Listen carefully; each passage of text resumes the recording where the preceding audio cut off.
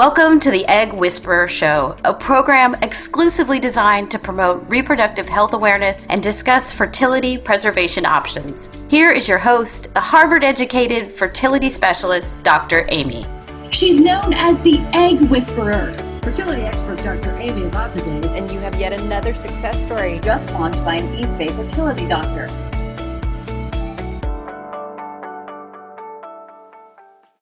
Okay, Amy, thanks for being here with us today. You know, I've known you for a really, really long time, and so I would love for you to just introduce yourself to the followers who are listening and tuning in right now who don't necessarily know you as well as I do. So tell us about yourself. Hi, so thank you for having me. I started my fertility journey in 2011, and I started writing about it because I just couldn't believe what this secret world that I stumbled upon was, and it wasn't really written about anywhere. And I was going to clinics in New York, and there were these women waiting online at 7 o'clock, 6 o'clock in the morning, and then going to their big office jobs and old magazines. And I just thought it was, just as a writer, forget what I was going through personally, I just was like, this is like a Dungeons and Dragons world that I've never even heard of and can't find anything about it. So I just started writing about it. And my editor at the time says, why don't you just do a quick fertility journey, column, and then like in 3 to 6 months, we'll just turn it into a pregnancy column, because we were both super naive about it. So I said, sure. And, over the next 3 years, I had 9 rounds of IVF, 10 doctors, 4 miscarriages, 2 egg donors, until I finally had my daughter, who, believe it or not, is almost turning 5. And then I decided, I always thought I would write a book, but I decided that the book was not just about me, but it was about everybody else, including, I couldn't have done this book without you, Dr. Amy. You answered all my last minute questions. I was panicked because I'm not a doctor. Yeah. So I write about health and fertility a lot. Yeah. And so when you did the fertility diary, you mentioned you thought it would be a short column that would transition into a pregnancy column. Then at what point did you say, how long ago did the book come about? So I guess it just sounds weird, but it kind of reminds me a little bit. I once wrote a dating column, and the dating column, I got bored of it because all of a sudden the dating column was always like, it turns out either I liked the guy and he didn't like me, or he liked me and I didn't like him. So at a certain point, as painful as infertility was, like I started realizing as a writer, not as a person, but the emotional, it's like, oh, I thought I'd have this many eggs and I didn't. I thought I'd have this many embryos and I didn't. I thought I'd be pregnant and I wasn't, or I was and it didn't work out. So emotionally, it kind of started to feel like the same journey, not personally. If you asked me about every egg retrieval, I could tell you, just quiz me and I could tell you how many I got and how many I didn't get and how many made it to embryos. But as a writer, and I'm always thinking about as a writer, emotionally, the journey started to sound the same. So I think probably like a year into it, I was like, oh, this is not going to be quick or happy. And especially because for me, I didn't think there would be so much problem because I did get pregnant, but I just couldn't hold the pregnancy. So I just thought it would be a matter of like holding on to the pregnancy. So, can I interrupt you for 1 second? It's Sure. the joy of technology. I hate to interrupt you, but I just got a message that our live video ended. So I just want to take a second here and see what happened. Great. Give me 1 second because I don't want to lose you at all.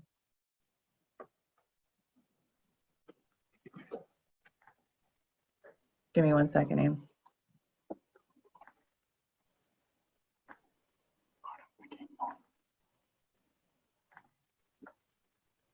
Sorry if I answered other questions. I can hear you. You can hear me? All right.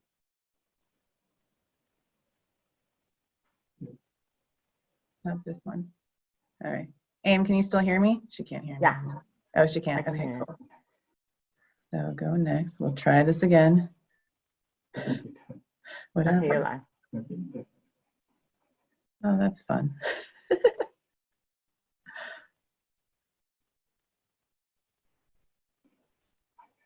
Okay, here we go.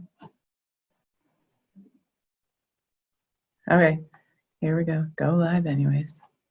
Let's do it. And we're just going to start over. Okay? Okay. I don't know what happened.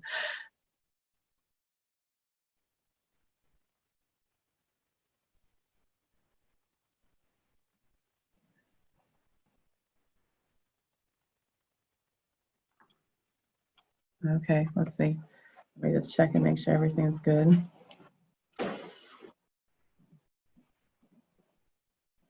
I think it is.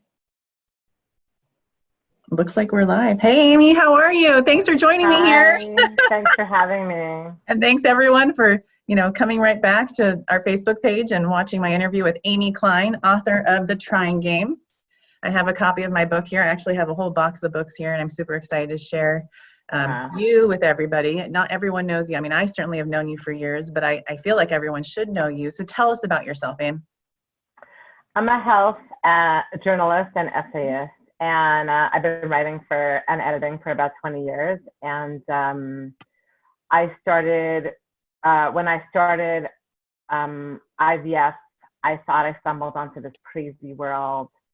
It was like a secret Dungeons and Dragons world. It was, I guess, 2011 and 12, and I just couldn't believe that, there were these clinics where women were lining up at 6 in the morning in dirty magazines where my husband had to go to a private room to, collection room. So I thought it was crazy. So I started writing about it for the New York Times. And she said to me, why don't you just do a weekly column, and in like 3 to 4 months, we'll just turn it into a pregnancy column, because we were so naive. Right. And then at what point did you say, I want to write a book? So, the column did not take 3 to 4 months, because it took me 3 years to finally, I had 4 miscarriages with 10 doctors and 9 rounds of IVF before I had my baby almost 5 years ago. And I always thought, if I do have a baby, which I didn't know that it was a sure thing, then I would love to write a book about it. And I would love to help others going through this journey. Mm-hmm. Mm-hmm. And as far as how long it took you to write the book, tell me about that. Well, at first I thought I was going to write a memoir about my own journey. Yeah. And I did kind of write it as I was going along, following along my 30-something columns in the New York Times. But I realized, even though I wrote a memoir, I realized that it was bigger than my own story, and it wasn't just about me. There were so many people going through some of the same things that I was going through, and even though the science changes, the emotions don't change. So, I think it took me I had to retool the book. So it took me about 6 months to put together my proposal, and then a year and a half to write the whole 25 chapters of the book. Yeah. And you're one of the first people, I think you're one of the first writers to talk about your journey so openly. And what is that, how did that make you feel as far as sharing? I know that you have had a tremendous impact. I think you're like I said, you're one of the first, and then certainly now it's more comfortable for other people. But what did it feel like for you to share about everything openly? As a writer, it's what I do, and I basically couldn't pay attention to anything else because I was going through fertility and I didn't have any information about it. So for me personally, it felt good to just keep writing, and knowing also, when you're going through something so crazy, sometimes knowing that it's this would be a funny story, makes it a little easier to go through it. Right. But then, so that part as a writer, it was good. And my husband used to joke that a lot of people would trade their firstborn instead of having a column in the New York Times. He's a weird one, that one. But, it was hard to read the comments at the New York Times. And sometimes there was 200-300 comments. Yeah. And it's always hard to read comments, but it's really hard when you're on hormones and you're going through something so hard. And, it's only a couple of people that have something not nice to say.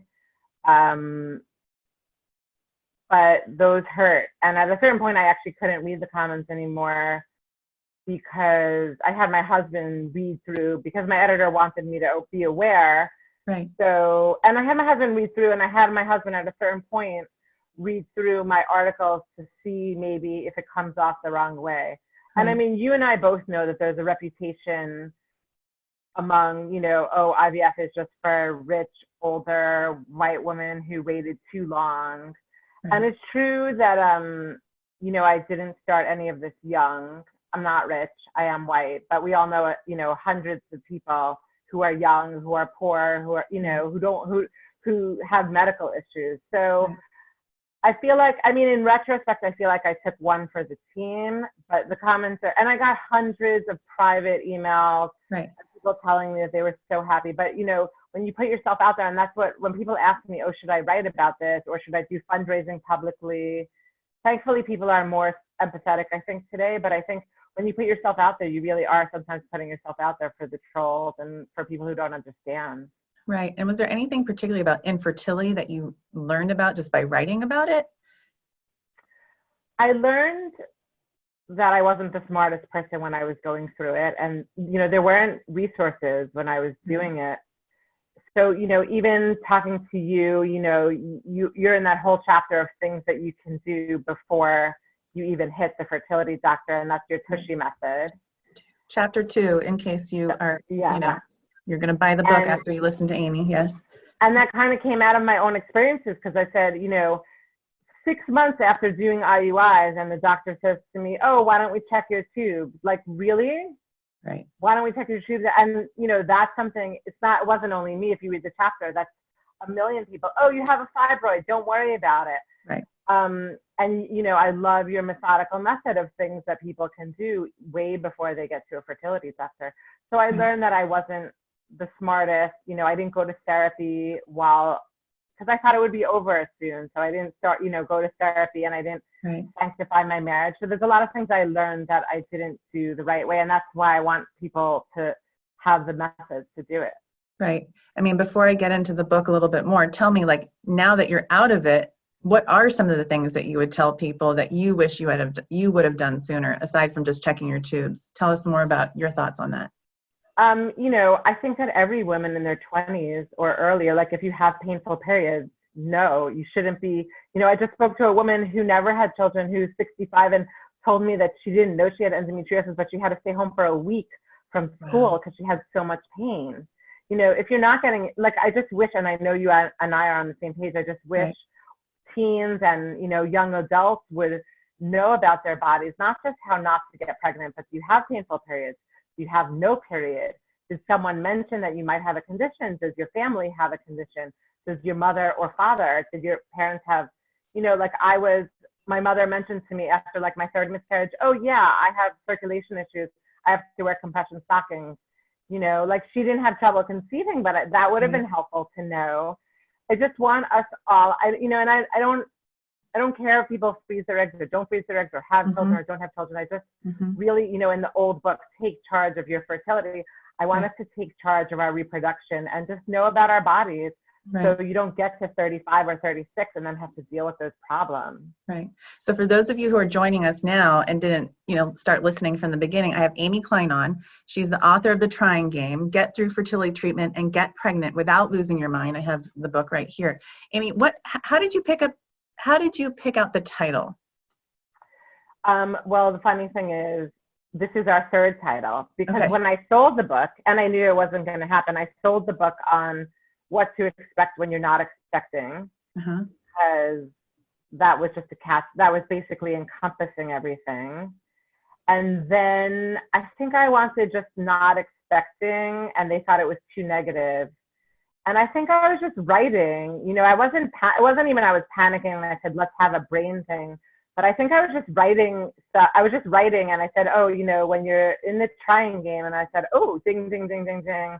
Because, for some older people know that it's a little bit like the crying game. Right. But it's also like Russian roulette, you're trying. Yeah. And it's not a game, but yeah. And then tell us, what is the book about? Obviously I know, but for someone who is thinking about getting the book, what will they learn from reading it? So the book is about, it's kind of, it just follows the A to Z from, oh my God, am I going to have fertility issues? What to deal with the panic? And moves along to, you in chapter 2, like how can we what can I do before I go to a doctor? Mm-hmm. And, touches on different, LGBTQ. Are you single? Are you partnered? Are you gay? Are you trans? And then it goes into some technical stuff like, how do I find a doctor? How do I pay for a doctor? What is IUI and IVF? Which, I had many questions on because I'm not a doctor. Right. And I make sure to interview a doctor in every chapter. And that's what I was going to say. You did a lot of research for this book. So it's almost like a fertility educational manual for folks who are starting their journey or even people who've already been trying. Yeah, I wanted it to be for, someone even who's thinking about freezing her eggs, to someone to give, my favorite, I can't say my favorite chapter, but like my favorite section is just the emotional part because, baby envy, like how do I deal with my best friend who's pregnant? Yeah. How do I deal with my mother-in-law who will not stop asking me when I'm going to have a child? Right. How do I deal, work-life balance? How do I deal with my boss? What should I tell them? Right. And this, I want it to be something that, you could give, I made little boxes like, oh, what to say to people when they say, why don't you just adopt? Or, a letter to my pregnant girlfriend. Right. I wanted it almost to be like you could clip it out and snip it and send it to those people and buy it for people who are not going to read the whole book or just, I don't have the time, Mom, to explain to you exactly how IVF works, but here, read this chapter and then you'll be smarter. So what advice do you have for someone who has a nosy mother-in-law? It depends on how much you want to share. Like if you want to say, we are trying, and you could say, we'll let you know if we have anything, but no, it's very painful. It's really, so you're not going to change a lot of people. And you have to believe that most people they want the best for you. They have their own fears and their own anxieties, as you could see right now during coronavirus. Everyone has their own stuff going on. Right. So most people want to help. And, you have to decide if you want to let people know that you're going through fertility treatment or that you're trying or that you don't want to have kids, whatever it is. And you have to decide how much information to give them. Right. And I think the closer they are to you, the more information you can, if it's just a stranger on the street and say, oh, do you have kids? Lucky you. Yeah. You can just, it's a work party, you can just blow it off. But if it's like your mother or your best friend, you could, my line was, even though I was writing for the New York Times and I was out there, I would say to people, you know what, we are trying and thank you for your support. If there's anything to let you know, I'll let you know, but please don't ask me.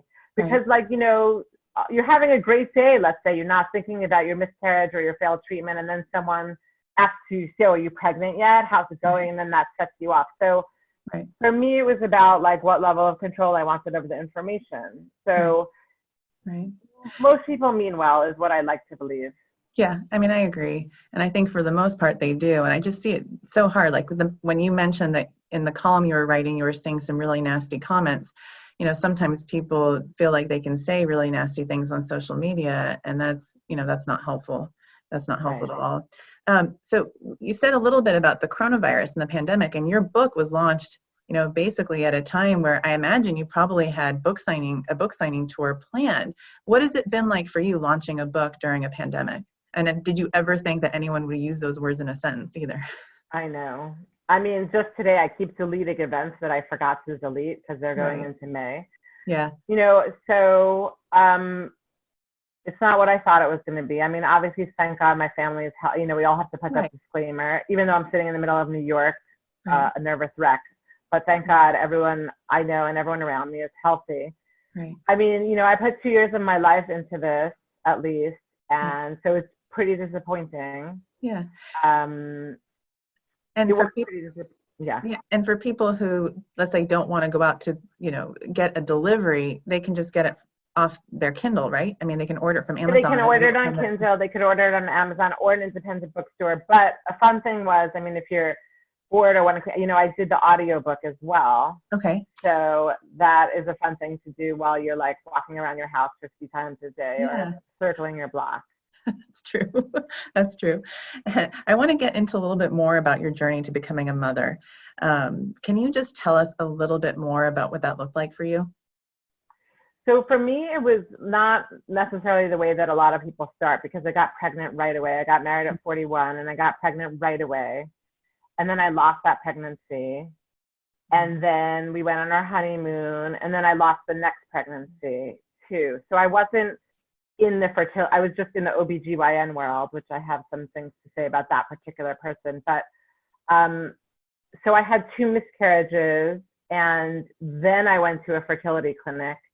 And then I was in the regular mode of starting IUIs, and then didn't work, and then starting IVF. So you said something about the OBGYN and the 2 miscarriages. What was that like? I mean, if I were an OBGYN and had a 41-year-old come to me, I'm not saying that I would send her straight to a fertility clinic, but I might recognize that this person is out of my, and she was, after my first miscarriage, she was like, sure, don't do anything differently. You could run, you could exercise. I would have just gone, at least send me to a high-risk OBGYN or something. Right. Right. Yeah, I mean, nowadays, I imagine OBs are a little bit more in tune, especially because egg freezing is something that we talk about. So people are a little bit more aware about age and fertility. In the Bay Area, at least, I think the OBs around here do a really good job. Someone's over even the age of 37, they tend to do a test like the AMH test and say, go see a fertility doctor. But I can totally imagine what I would agree. It does make sense for a 41-year-old to have a miscarriage. I mean, this is a long time ago in fertility years, so I think people are better. Right. So I had 2 natural miscarriages, then an IVF miscarriage. Then we did like a year of IVF in New York, and then we went to Israel, where IVF is free because we're Israeli citizens. And we did egg banking for testing, for genetic testing. And I want to say, I don't recommend all of my things. I'm just saying what we did. But we did PGT at the time, and we had no normal embryos. And then I moved on to donor eggs, and then I had a miscarriage with a donor egg. So I finally realized that it wasn't my eggs most of the time, it was my body.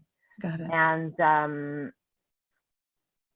that 4th miscarriage with a donor egg was very devastating, because it was supposed to be my plan B, it was supposed to be my backup.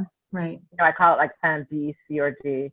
And then I saw, I saw Dr. Braverman, who was a reproductive immunologist who regulated my immune system. And finally, 4 years and change later, after a high, rigorous course of steroids, I had my daughter.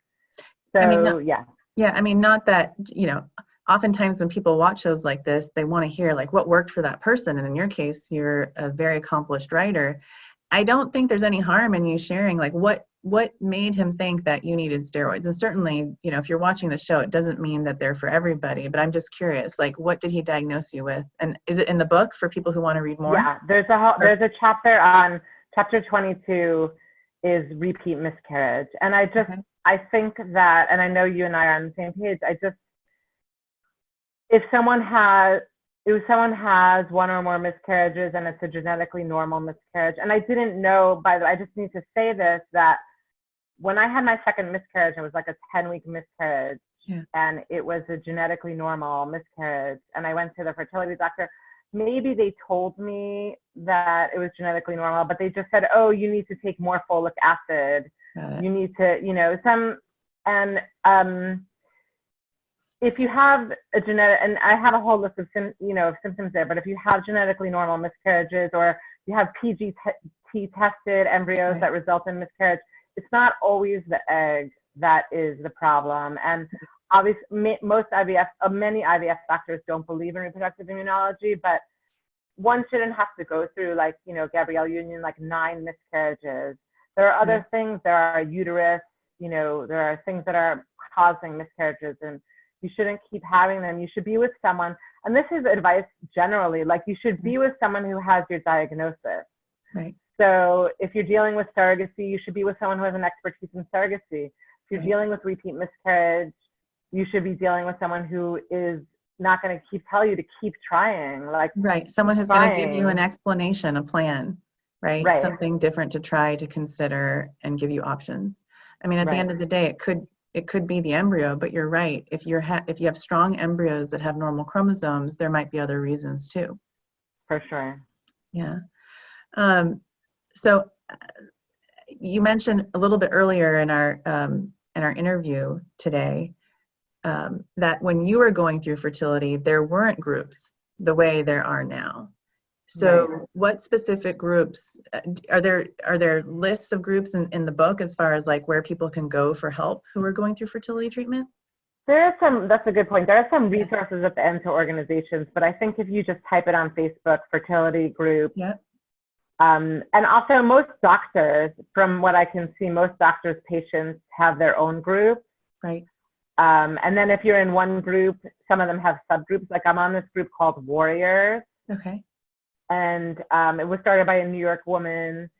And then she has like, I think there's 5,000 people in it, but then there's subgroups. So if people start asking questions about donor eggs, they say, try the Warriors donor egg group or try the miscarriage group.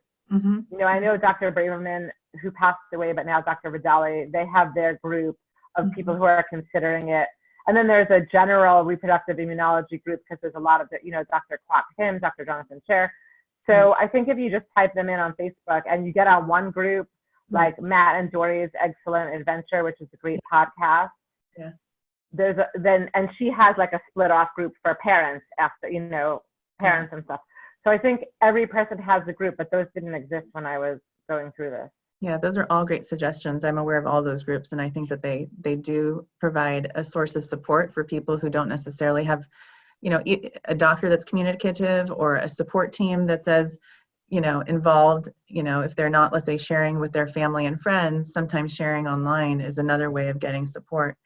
So now we know. Mostly they're also judgment free. No one, if you say, oh my God, I'm so mad at my sister, she's parading around about, no one's going to judge you. They're just going to support you.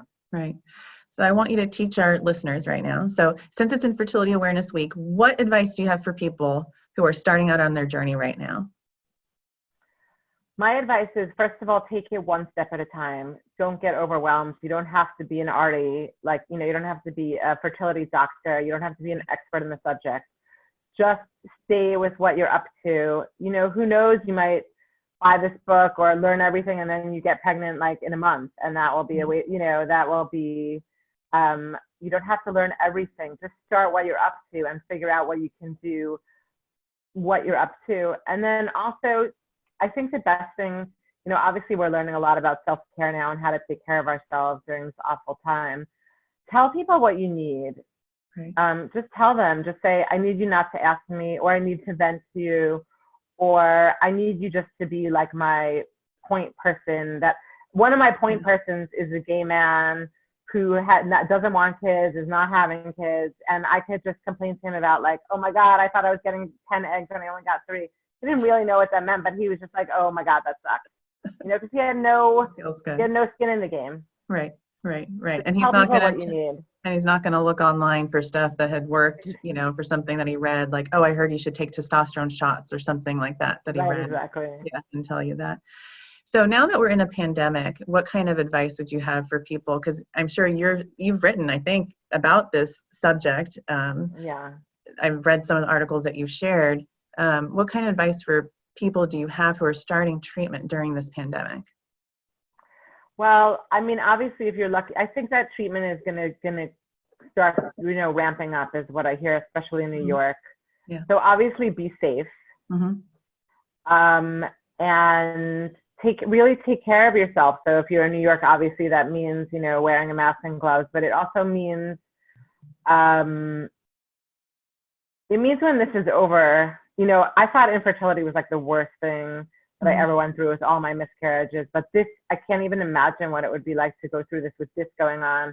So almost when this ends, hopefully in a couple of months, maybe it will feel a little bit better, like just having, I mean, maybe for some people who are going through treatment now, it's good to take their minds off the pandemic or take their minds off treatment. I don't know which is which, but, if you're allowed to start trying now, if your doctor says that you can try at home or that you could do treatment or you could freeze eggs or freeze embryos, then what an amazing thing to want your child so much to do it during this time. So Right. I would just say take care of yourself, however that is possible. Right. No, that's great advice. And for someone who's researched, there's no one that's researched the trends in fertility for the past 10 years better or more than you, I can imagine.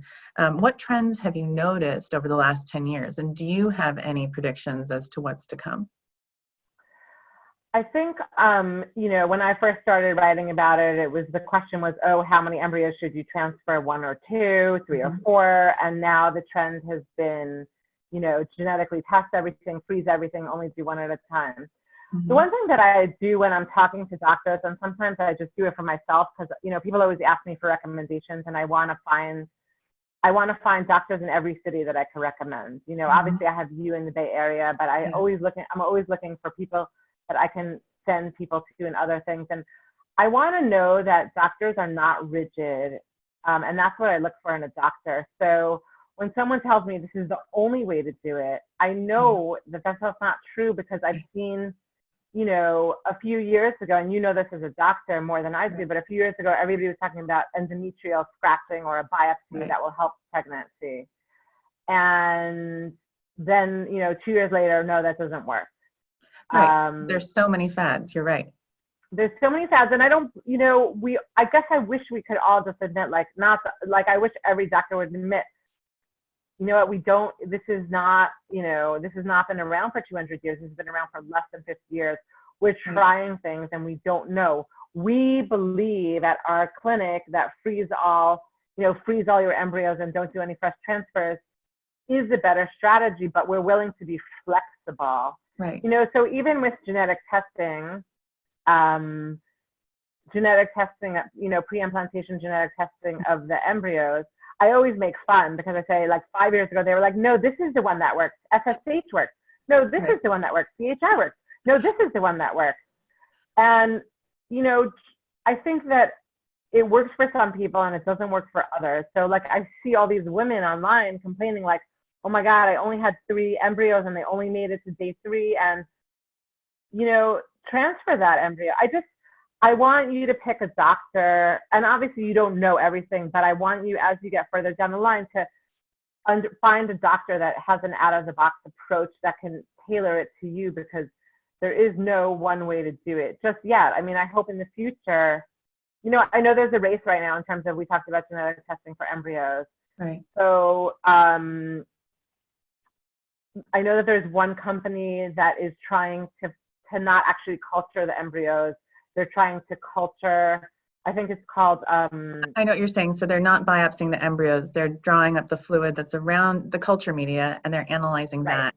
Yeah, no, absolutely. There's definitely a race that is possibly, I think you're right, that is a possible change in the industry that I predict that we'll probably see in the next 3 to 5 years. That definitely, I do think so. Right. And then there's another company that I'm sure called Tomorrow. And they want to automate every single part of the process, so you don't have mistakes in the lab, and you don't have not only mistakes, but you don't have lab failures that we've seen.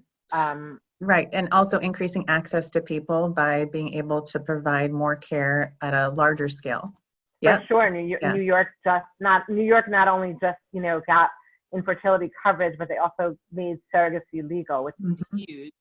And it's always important to think about people who are, not, Mr. and Mrs. Smith, single women, gay people, lesbians who need assisted reproductive technology. Right, making it more accessible to them. So tell us, if someone wants your book, where can they find you? Well, they can find me at the Trying Game website, and they can buy it on Amazon. They can buy it at bookshop.org, which is an independent bookstore, which we should all support them. And you can find all my articles, and you can always email me if you need any help. I'm always happy to talk to people. I always promised myself when I was going through this that I would, someone said to me, oh, why don't you become a consultant? And I don't want to be a consultant. You know, I'm a writer and I'm someone who went through infertility, and I want to help people. You can make them pregnant. I can't make them pregnant, but I want to help them have like the right questions and get to pregnancy faster. Absolutely. We're definitely on the same page. I don't think it's a coincidence that we were both named Amy. Funny joke. If there's one thing that you would want to share with a room full of people about infertility, what would that one thing be? Infertility is hard. It's hard for the woman, it's hard for the man, it's hard in a marriage, and it's hard if you already have kids. It's just not what you expected in life. It's not the thing that you thought you would have to go through. And if it's you going through it, or your best friend going through it, or your daughter or your grandchild, be kind, because it's a disease actually. And the best way to be there for someone is just to say, I'm going to be there for you. So I want other people to be kind to you, but I want you to be kind to yourself. Right. And not, they say don't add suffering to pain. Infertility is painful, and you might have that baby. Hopefully you will have that baby, but it's going to be a painful journey to get there. So be kind to yourself along the way, and don't expect too much from yourself, because it's hard. It is really hard. And I now tell people, don't let the pandemic take away your joy, but certainly I've been telling people, don't let infertility take away your joy either. Just don't. I mean, it's hard, but whatever you can do to find joy in every day as much as you can, it's super important to just live your life to the max. But Amy, thank you for being on here with me. It's been really informative and fun. I feel like when I talk to you, it invigorates me. We're definitely, we have the same message about diagnosis before treatment. Your journey, and people who read about it will hopefully be informed more about the steps that they can take to also be more informed. So you guys go to Facebook, follow Amy. She has lots of great advice. If you want to follow her in the same groups that she mentioned online, I'm sure she'll tell you what those groups are. And she's always such a kind person. I see her in those Facebook groups putting up comments and giving people words of support and advice. And sometimes she turns some of these conversations around so they're more positive and informative, rather than people being in a negative tone. Do you notice that, Amy? No, but thank you. You're welcome. I do. I didn't even know that. It's true. Well, thank you again, everyone. Thank you. Everyone stay safe. Stay safe. Thanks again, Amy. Talk to you soon. Bye.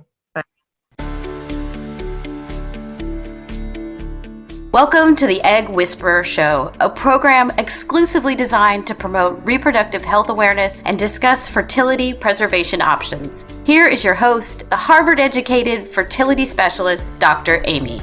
She's known as the Egg Whisperer. Fertility expert Dr. Amy Abazadeh. And you have yet another success story just launched by an East Bay fertility doctor.